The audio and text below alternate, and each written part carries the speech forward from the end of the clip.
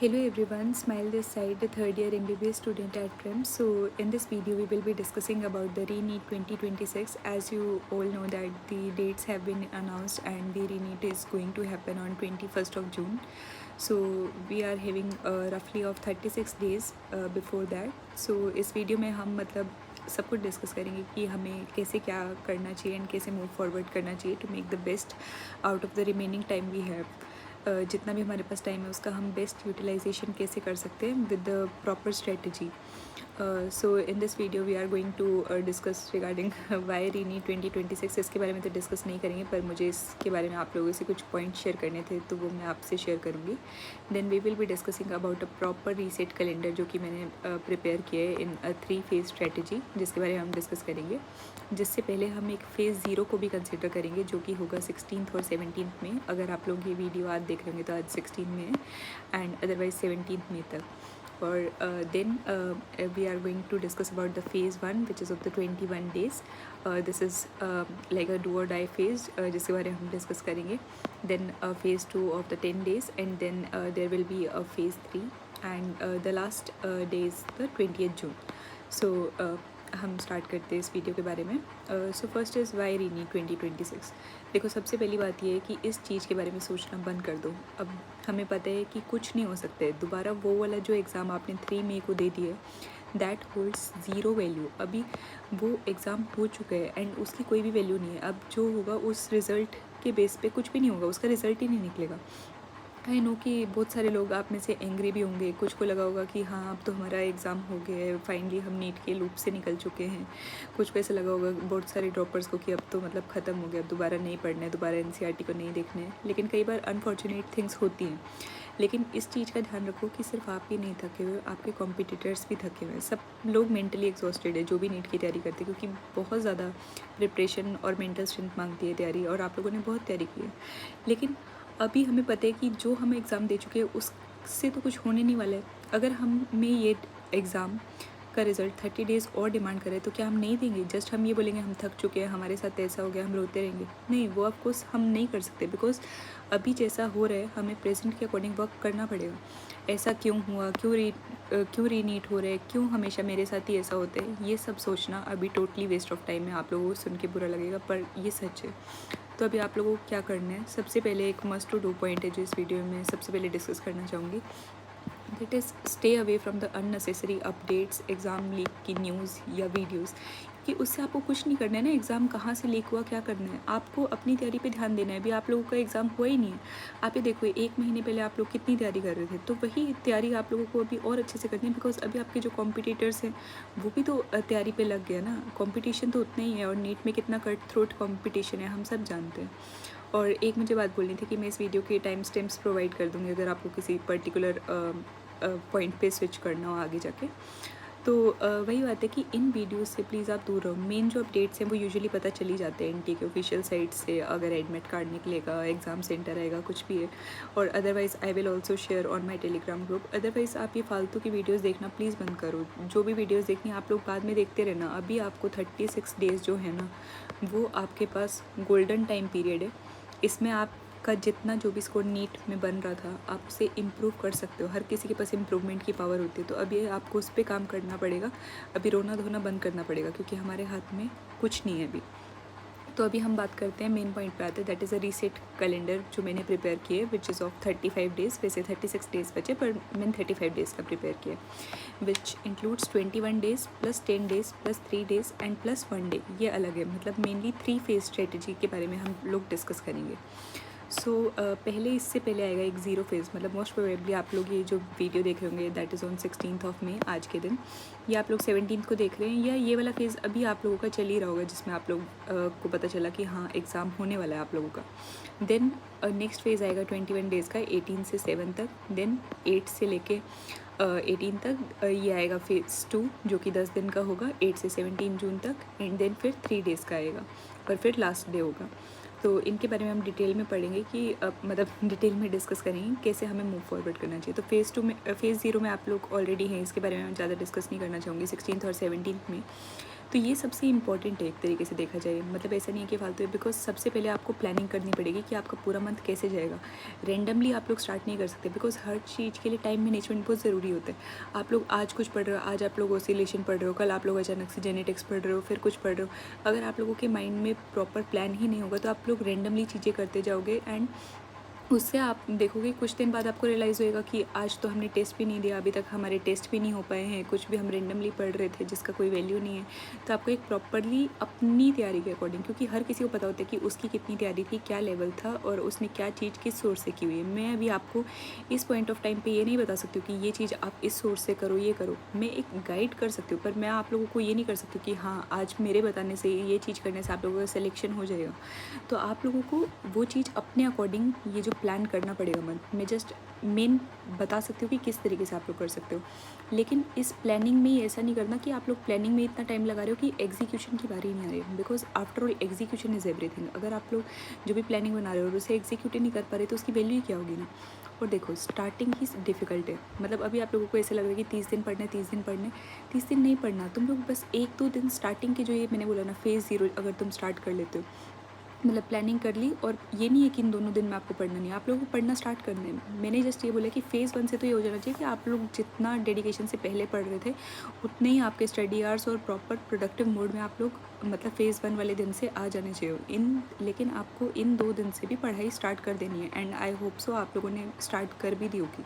Because आप start करो, because आप अगर स्टार्ट नहीं कर रहे हो इसका मतलब ये नहीं है कि आपके कॉम्पिटिटर्स भी तैयारी नहीं कर रहे हैं। अभी तक देखो मतलब कुछ लोगों का सिलेक्शन हो रहा था, कुछ का नहीं हो रहा था। जिनका हो रहा था, जिनके मार्क्स ऐसा 650 अबव थे या 600 भी अबव थे, तो बहुत अच्छे मार्क्स थे।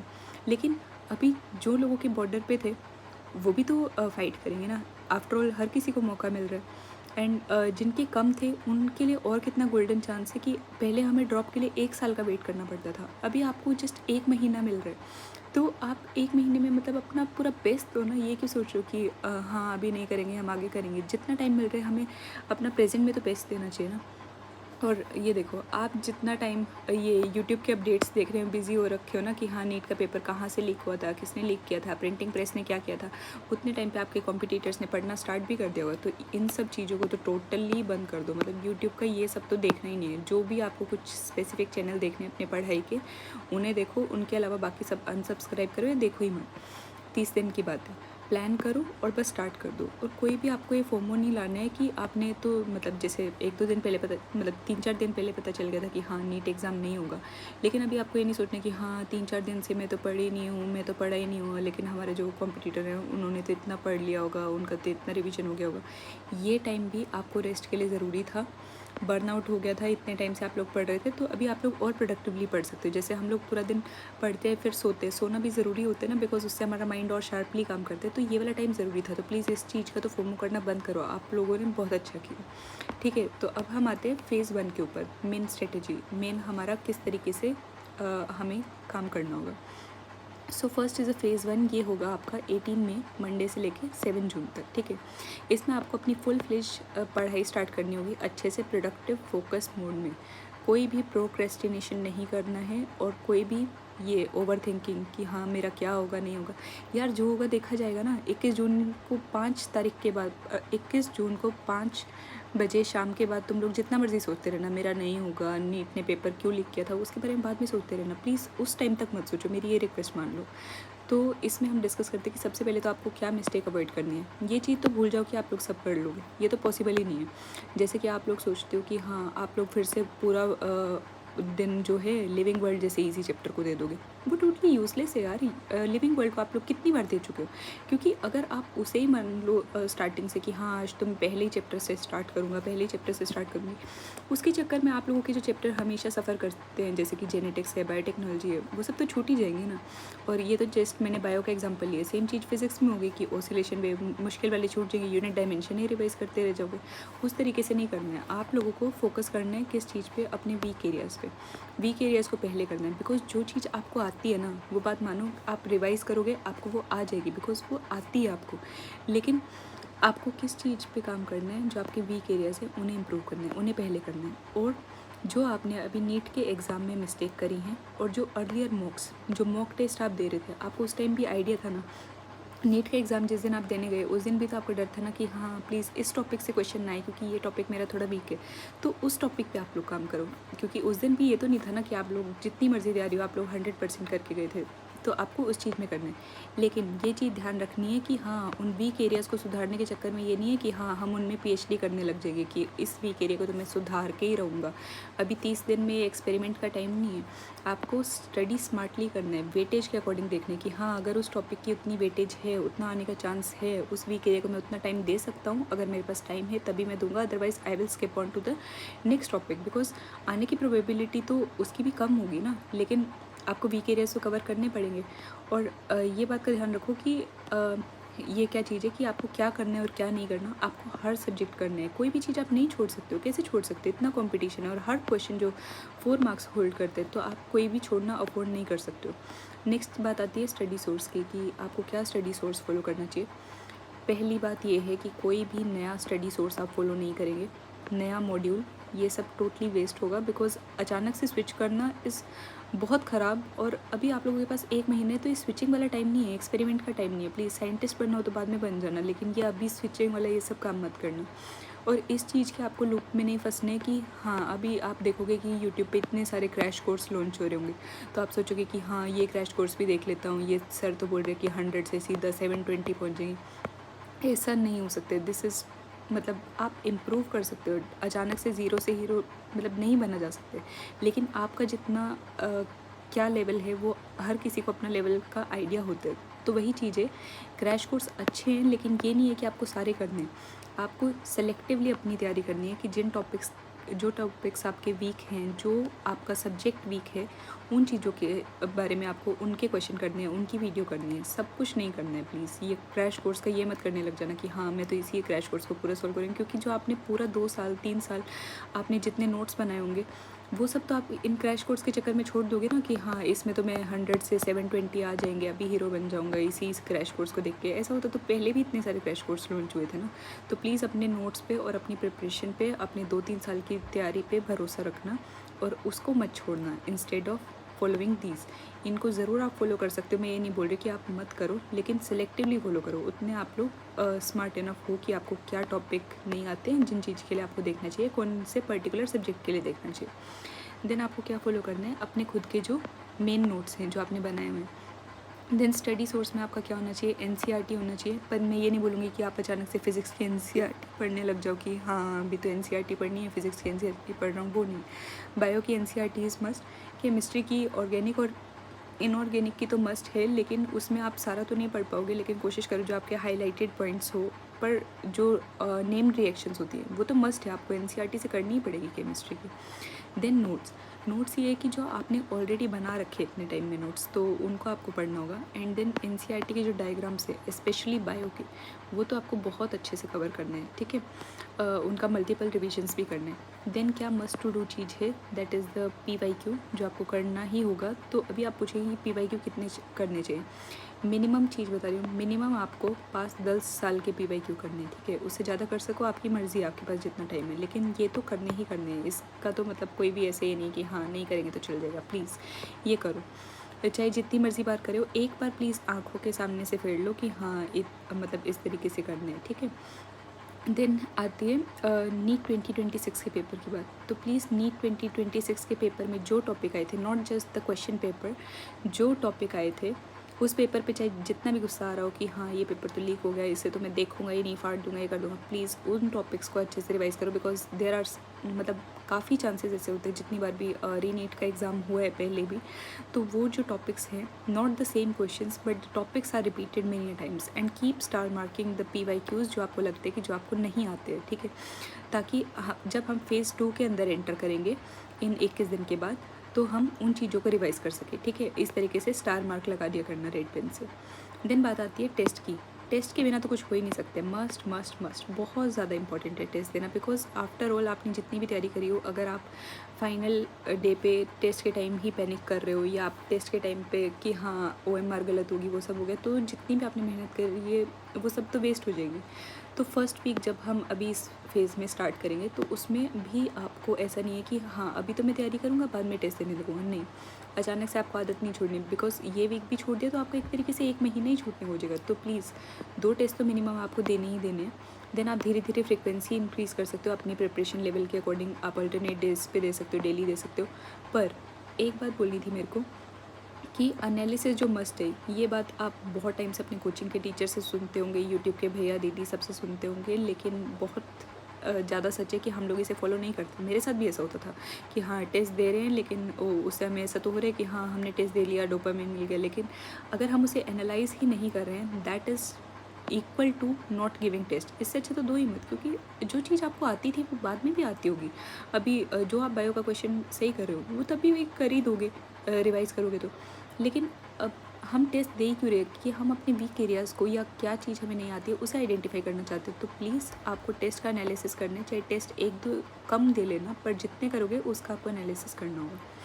और जो भी आप टेस्ट दोगे प्लीज़ OMR पे दो, बिकॉज बहुत सारे लोग ऐसे होते हैं कि जिनका OMR पे मिस्टेक होती है। वो बोलते हैं कि हाँ हमारे 3 क्वेश्चन गलत हो गए, 4 क्वेश्चन गलत हो गए। यार एक क्वेश्चन से भी सिलेक्शन रुक जाते हैं। तो प्लीज़ ये वाली मिस्टेक मत करो कि OMR गलत फेल हो रही है, एटलीस्ट ये वाली सिली मिस्टेक्स मत करो और सिली मिस्टेक्स घटाओ, ठीक है अपना। और जब भी आप जो टेस्ट दोगे प्लीज़ उसे टाइमर के साथ दो। अगर आप लोग घर पे टेस्ट देते हो, कोचिंग पे जाओगे तो वहाँ पे भी पूरा टाइम का ध्यान रखो, तो 3 घंटे में दो। और फिर टाइम मैनेजमेंट का ध्यान रखना है आपको। और एक सब्जेक्ट का ऑर्डर ट्राई करने का ट्राई करो, मतलब जब आप पेपर सॉल्व करते हो, बिकॉज वही चीज़ एग्ज़ाम में भी हेल्प करती है। मान लो कोई बच्चा हो सकता है कि वो जो बायो पहले करता हो, देन केम करता हो, देन फिज़िक्स करता हो, या कोई ऐसा हो सकता है कि पहले मैं एक बार फिज़िक्स कर लूँगा, फिर उसके बाद मतलब ऊपर ऊपर से देख लूँगा, देन दोबारा रिवाइज़ करने होगा। तो वो हर किसी का अपना अपना ऑर्डर होता है, किसी और को मत फॉलो करो। लेकिन आप जो अभी टेस्ट दे रहे हो उनमें आपको वैसे पहले भी आपने टेस्ट दिए होंगे तो आप लोग को आइडिया लग गया होगा, लेकिन अभी भी एक आइडिया फिक्स कर लो। बिकॉज अभी का जो टेस्ट आने का मतलब जो नीट का एग्ज़ाम होगा अभी 21 जून को, उसका चांसेस है कि वो थोड़ा सा हाई लेवल पे आ सकते हैं। बिकॉज अभी वाला जो काफ़ी इजी था, मतलब जिस हिसाब से पता चला था, थोड़ा लेंथी था पर on easier and moderate side था। तो इस बार चांस है कि वो थोड़ा मुश्किल भी हो सकता है। तो प्लीज़ आपको टाइम मैनेजमेंट पे बहुत ध्यान देना पड़ेगा, क्योंकि बाद में अगर आपका पेपर छूट रहा है, आता हुआ पेपर, तो बहुत रिग्रेट होता है। नेक्स्ट हम आते हैं फ़ेज़ 2 पे कि फिर हमें क्या करना चाहिए। फ़ेज़ 2 स्टार्ट हो, फ़ेज़ 1 में हमने एक तरीके से मेन अपना प्रिपरेशन कर लिया, सब कुछ हमारी आंखों के सामने से चला गया, PYQs देख लिए, टेस्ट कर लिए, सब मेन नोट्स अपने रिवाइज़ कर लिए। फिर आते हैं phase 2। This is from 8 June to the 16 June. इसमें होंगे हमारे पास 10 दिन, ठीक है, 10 डेज़ होंगे। तो इसमें हम क्या करेंगे, रैपिड रिवीजन करेंगे जो भी चीज़ हमने फ़ेज़ 1 में किया ना, because multiple revision is the key. तो हमने जो भी करा है ना, तब हमें थोड़ा टाइम लगेगा, लेकिन बाद में जब हम दोबारा रिवाइज़ करेंगे तो हमें कम टाइम लगेगा। तो रैपिड रिवीजन करनी है आपको। देन आपको क्या करना है, स्टार मार्क क्वेश्चन जो मैंने आपको स्टार मार्क कराए थे PYQs के, तो इस टाइम आपको सिर्फ वही करना है। बार बार प्लीज़ ये मत करना कि बार बार PYQ कर रहे हो। जैसे फ़ेज़ 1 में भी एक चीज़ थी कि आपको PYQ प्लीज़ ये मत करना कि हर PYQ आप जो सॉल्व कर रहे हो 10 साल के, because this will take lot of time ना। एक नीट का एग्ज़ाम 3 घंटे का होता है, जैसे 10 मतलब अगर एग्ज़ाम पेपर करने लगे इतने ज़्यादा घंटे चले जाएंगे आपके। तो सिर्फ PYQ ऐसे नहीं करने ना, आप लोग रीड अप भी कर लेना, बिकॉज PYQ तो ऐसा हो चुका होगा ना कि आप लोग बहुत बार कर चुके हो, तो उनको जस्ट रीड अप कर लेना। अगर आपको आते हैं कि ये हो जाएगा, देन हो जाएगा। बिकॉज पूरा कैलकुलेशन वगैरह मत करते बैठना, उतना ही कैलकुलेशन का तो आपका प्रैक्टिस जो आप टेस्ट देते रहोगे उसके थ्रू हो जाएगा, ठीक है। देन स्टार मार्क आपको जो आपने करे थे फ़ेज़ 1 में, उनको आपको रिवाइज़ करना है। देन इस फेज़ में आपको टेस्ट ज़रूर देना है, बिकॉज अभी आपका तैयारी हो चुका है। पहले आपके टेस्ट में कुछ कम मार्क्स भी आ रहे होंगे, लेकिन अभी आपको थोड़ा सा बूस्ट मिलना शुरू होगा, क्योंकि आप रिवीजन के बाद और सेकेंड रिवीजन के साथ टेस्ट दे रहे होंगे, ठीक है। लेकिन एनालिसिस को नहीं भूलना, because not analysing a test is equal to not giving a test, okay. Then हमें क्या करना है, जो मिस्टेक कॉपी आपने रिवीजन ऑफ टेस्ट की बनाई थी, मतलब फर्स्ट फेज़ में जो आपने टेस्ट दिए थे उनमें आपको मिस्टेक्स नोट भी करनी थी। मतलब एनालिसिस किया तो उन्हें आपने नोट भी किया कि ये हमारी मिस्टेक थी, तो उनका भी आपको स्पेशली यहाँ पे रिवीजन करना है। ये नहीं है कि उस कॉपी को सजा के रख देना है, बाद में सजा के रख देना है 21 जून के बाद, लेकिन प्लीज़ अभी अकेले आपको उसको रिवाइज़ करना होगा। देन जो भी आपने फार्मूला शीट्स बनाई हुई हैं, रिएक्शंस करी हुई हैं, वो सब आपको क्या करना होगा, मल्टीपली उन्हें रिवाइज़ करना होगा, ठीक है। एंड एक चीज़ थी कि जो फिज़िक्स और केमिस्ट्री है उसके लिए आप लोगों को वो बनाने होंगे short notes. Short notes most probably आप लोगों ने बनाए होंगे, जस्ट इन केस आप लोगों के किसी चैप्टर के नहीं भी बने हुए हैं तो प्लीज़ जब आप लोग फेज़ 1 कर रहे होंगे ना अपना मतलब जो स्टार्टिंग के 21 दिन थे उस टाइम पे जब आप रिवाइज़ कर रहे होंगे ना तो एटलीस्ट फार्मूला एक पेज पे साथ साथ नोट करते जाना, ताकि वो बाद में रिवीजन में हमारी हेल्प करें, ठीक है। और केमिस्ट्री वगैरह के लिए ये था कि केमिस्ट्री के आपको ऑर्गेनिक की नेम रिएक्शंस और इनऑर्गेनिक की जो रिएक्शंस है ना वो तो एनसीईआरटी से एनी हाउ करनी ही पड़ेगी, तो उसे आप मिस नहीं कर सकते। और एक ही चीज़ थी कि फ़िज़िक्स के लिए तो आप एनसीईआरटी को उतना मत करना, पर वही फार्मूला शीट्स वगैरह उसके लिए भी करनी है। और बायो के लिए प्लीज़ आप एनसीईआरटी के डायग्राम्स और जो एक वो होते हैं ना साइंटिस्ट वाले पेजेस होते हैं, एंड साइंटिस्ट के पहले भी एक पेज होता है, प्लीज़ उसको भी ध्यान रखना, क्योंकि वहाँ से भी कई बार रिडक्शनिस्ट अप्रोच एंड ऐसे क्वेश्चंस आए हुए हैं जो कि हम लोग सोचते हैं कि ये तो एनसीईआरटी के आउट वाला क्वेश्चन है, वो भी एनसीईआरटी के अंदर का ही क्वेश्चन है। प्लीज़ उन पेजेस को भी स्किप मत करना, ये चीज़ मुझे मेनली बोलनी थी। देन इस तरीके से जो हमारा फ़ेज़ 2 है वो भी ऐसे ख़त्म हो जाएगा। Then is a phase 3। तो फ़ेज़ 3 होगा हमारा लास्ट के मतलब 3 दिन, 17th 18th एंड 19 जून, ये होगा हमारा मास्टर रिवीजन डेज़। अभी तक हम 2 रिवीजन कंप्लीट कर चुके हैं, अभी हमें इस बार दोबारा रिवीजन करना होगा, लेकिन ये नहीं है कि हाँ हम पूरा रिवाइज़ कर रहे हैं। इस बार कुछ चीज़ें मैं जो लिख रही हूँ ये तो आपको रिवाइज़ करने ही करने हैं, एनी हाउ ये करने ही हैं, मतलब इन 3 दिन में आपको करना ही है, चाहे आप फ़ेज़ 2 जो था अपना उसका एक दिन घटा के भी इसमें डाल देना, अगर आपको लगता है कि ये 3 दिन जो आपके लिए कम होंगे, ठीक है। तो इसमें आपको क्या करना है, फिज़िक्स और केमिस्ट्री की जो आपने फार्मूला शीट्स बनाई थी उनको अच्छे से रिवाइज़ करना है, मतलब बहुत अच्छे से रिवाइज़ करना है, बार बार रिवाइज़ करना है, ठीक है। मैथमेटिकल वैल्यूज़ जो भी होते हैं ना, लॉग की, टैन की, ट्रिग्नोमेट्री वाली चीज़ें जो होती हैं, प्लीज़ इन्हें रिवाइज़ कर लेना। ऐसा लगता है कि हाँ हमें आती है, लेकिन कई बार एग्जाम में होते हैं कि उसकी वजह से मिस हो रहा होता है। इवन मेरा एक क्वेश्चन था कि रे ऑप्टिक्स का कुछ क्वेश्चन आया था, मैंने इतना ज़्यादा सॉल्व किया और देन एक पूरा क्वेश्चन सॉल्व कर लिया एंड देन में 1/∞ को इन्फिनिटी लिख दिया। ऑफकोर्स ज़ीरो होते, पर माइंड जो कई बार ऐसे सिली मिस्टेक कर देता है कि पूरा क्वेश्चन आपने सही भी सॉल्व किया एंड देन एंड में ऐसा हो रहा है। तो प्लीज़ ये लॉग वगैरह की वैल्यूज़ आप लोग देख के जाना। एंड देन इनऑर्गेनिक और ऑर्गेनिक और इनऑर्गेनिक की जितनी भी रिएक्शंस हैं प्लीज़ उन्हें आपको रिवाइज़ करना है, बिकॉज काफ़ी सारे क्वेश्चन जो ऑर्गेनिक की नेम रिएक्शन तो आती है, तो प्लीज़ नेम रिएक्शन कर लेना। ये मैंने अपने टेलीग्राम चैनल पे भी इसका PDF डाला हुआ था, तो आप लोग देख सकते हैं। उसका लिंक मैं नीचे दे दूँगी। एंड देन बायो के जो भी एनसीईआरटी के डायग्राम से, बिकॉज काफ़ी सारे एनसीईआरटी के डायग्राम बेस्ड क्वेश्चन आते हैं, तो प्लीज़ एक बार उन्हें अपनी आंखों के सामने से फेर लेना लास्ट टाइम के लिए। एंड देन जो आपके स्टार मार्क क्वेश्चन थे, मतलब वैसे आप लोग फ़ेज़ 2 में इसे कंप्लीट करेंगे, PYQ वाले जो स्टार मार्क क्वेश्चन थे, कोशिश करो कि इसके लिए मत छोड़ो, बिकॉज इसमें आपको काफ़ी चीज़ें होंगी रिवाइज़ करने के लिए, नॉट ओनली जस्ट ये रिवाइज़ करने, उसके बाद ऑल द थिंग्स जो आपको लगते हैं कि आपको रिवाइज़ करनी चाहिए वो सब भी रिवाइज़ करो, जो आपको लगता है कि हाँ यार ये तो मेरा थोड़ा सा वीक है, या जो भी आपने 3 साल में तैयारी करी है। आफ्टर ऑल मैटर यही करते कि आपको एग्ज़ाम के दिन कितना याद रहता है, तो आखिरी के टाइम पे आपको वो चीज़ रिवाइज़ करनी है, ठीक है। एंड एक मेन बात ये है कि even if you have done all this 100 times, चाहे ये सब आप जितनी मर्जी बार केमिस्ट्री की फार्मूला शीट्स पढ़ चुके हो, लॉग आपने चाहे 1000 बार लिख लिया हो, पर please at least revise them. Name reaction चाहे आपको जितनी मर्जी आती हो, पर प्लीज़ रिवाइज़ करो, क्योंकि रिसेंट मेमोरी में भी हमें डालना ज़रूरी होता है कुछ चीज़ों को, क्योंकि इन ये जो बहुत हाई यील्ड टॉपिक्स हैं जिनके आने के चांस बहुत ज़्यादा हैं, तो इन्हें एक बार और एटलीस्ट कर लेना। जब 100 बार कर लिए 101 बार नहीं कर सकते, बाद में क्वेश्चन गलत होगा तो रिग्रेट होगा ना, तो इस चीज़ को रिग्रेट ना करो, तो इसके लिए प्लीज़ कर लेना। देन आपका फाइनली आ जाएगा 20 जून, 1 डे बिफोर द एग्ज़ाम, तो ये एक होगा चिल पिल डे तो कुछ भी नहीं होता है, वो तो मजाक की बात है, पर लेकिन कई बार ऐसा हो जाता है ना कि हम परेशान हो जाते हैं कुछ है। मैं सजेस्ट करूँगी कि आप प्लीज़ इस दिन तो कोई भी टेस्ट मत दो, और जो फ़ेज़ 3 था उसमें भी कोई टेस्ट मत दो।